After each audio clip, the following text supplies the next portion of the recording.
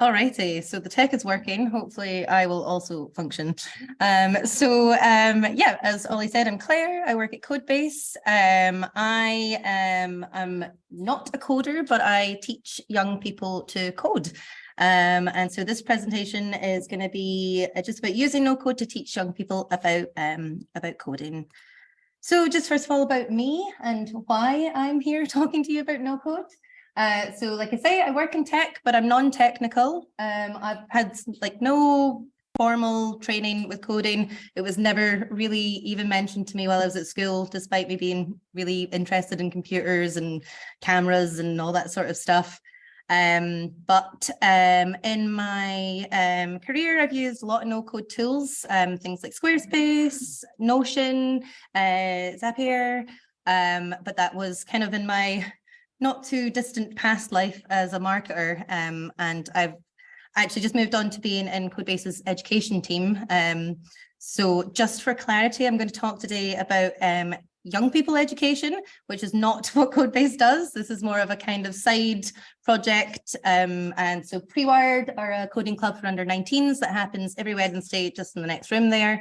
I'm on the board of that, and I also look after digital skills for girls in Edinburgh, and I did intend to remove this line from the presentation, but I forgot. And so, yeah, Ollie's my pal, and I think it's hard to be pals with Ollie without being really excited about no code, unless you're a grumpy programmer. There you go.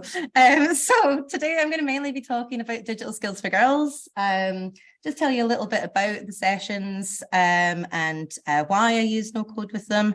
And then if there's time, I'm going to just run through a couple of different resources for you. So yeah, Digital Skills for Girls is a monthly workshop for girls and non-binary young people. It happens in both Codebase Edinburgh, in this room here, and in Codebase Stirling. These sessions are completely free for the young people to attend. They are about an hour and a half after school.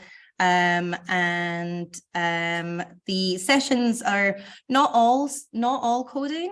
Generally, we're kind of trying to teach them anything creative that you can do with a computer. So we've done design things, and we've done, you know, taking photos and then editing them. But when it comes to me hosting the sessions, so often I'll pay a speaker to come in and do it, but if I have say forgotten to book a speaker or have had a cancellation or anything, then I'll design a workshop, and I always go for no code workshops, which I'll get into after. Yeah, so why do I go for no code? These are kind of the three main reasons, but before I kind of talk about why it's good for the young people, just it's quick for me to like learn and then be able to kind of regurgitate what I've taught myself the night before. Like I honestly have had it happen where the day before the session, somebody's not been able to make it because they've been unwell, and I've spent that Monday night after work like designing a workshop for children, and it's not gone disastrously. But for the kids, the reason that I like using no code is that it's really visually accessible.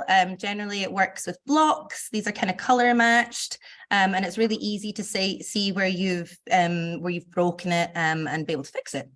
And also, these sessions are not very long, an hour and a half. When you have 15 kids coming in, getting settled, telling them where the toilets are, having a little break in the middle and getting ready to go home.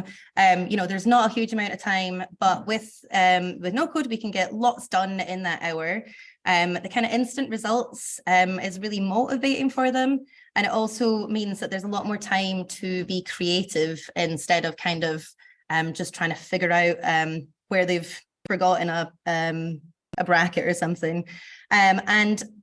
This is an interesting one that I even said to Ollie, I'm not even sure how I feel about this, but something that I've actually noticed is that like the kids are not as good at typing as I would expect. Like when I was their age, everything I did was on the desktop that was plugged into the wall. So actual typing I was really good at by that point, but I think probably they're on iPads and phones a lot more. So you find that there's a bit of a gap between, you know, the 10-year-olds who are maybe fairly new to this compared to, you know, if they're 14, 15, then they're, you know, writing up essays on laptops and whatnot. So yeah, it teaches them much quicker. And it means that nobody really gets left behind. Yeah, like I say, you're not kind of looking for punctuation to figure out where things have gone wrong. It's much clearer. Things like literally break in front of you. And just also to mention here, like I have said, we do proper coding, if you will, where we're writing the lines of codes.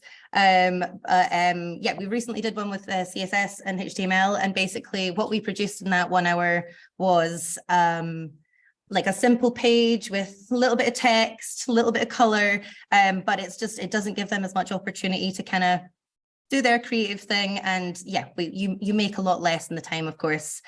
Yeah, this is one of my favorite tools. I've got a little resource page at the end that is quite bare, but if anybody has kids or is interested in this stuff, then it's there for you. But I thought I would attempt to show you some of the stuff that I've done. So yeah, this is like a thing that kids will be able to put together within the hour and a half. And let me see if I can actually go to, oh, I've lost the presentation, it's over. So yeah, this is kind of the very, very basic. And I love it because, like I say, you've got all these little color coded bits, so you can see like anything to do with the game is nice and tucked away here. It's very visually easy to do. And you've got your little Game Boy over here, which like children don't know what a Game Boy is. Yeah, so this is kind of the very basic where you're teaching it, you're telling it where you put your platforms, etc., etc. I'm really impressed I managed to do that. And so that's the very basic version, but then you have like chaos like this, where I've not yet beaten this one, but there we go. So let's see if I can find my presentation again. Is it over? Have I ruined it? Let's see. That's way though. Come back. Maybe I just need it to pop out again. Okay, don't press exit when you're using Canva, guys. Here we go, it's back. Full screen. Yeah, so like I say, just that's reset my time. So now, Ollie, you're gonna have to tell me if I'm talking too much.